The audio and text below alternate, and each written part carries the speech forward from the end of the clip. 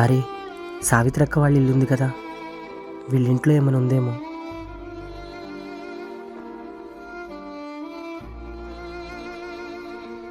సావిత్రక్క, సావిత్రక్క.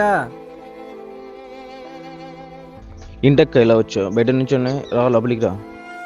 వస్తానులే, కానీ ఇంట్లో సావిత్రక్క లేదా? లేదక్క, పనికి వెళ్ళింది.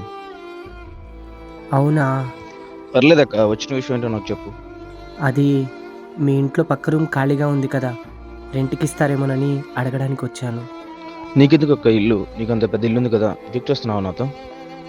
జోక్ కాదు, నిజంగానే చెప్తున్నాను. రెంట్ ఎంత? నీకెందుకు అక్క ఇల్లు? బంగారంలో చూసుకున్న ఫ్యామిలీ ఉండగా.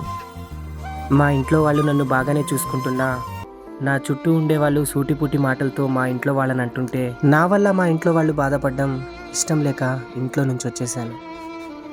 ఇవిగో అక్క తాళాలు.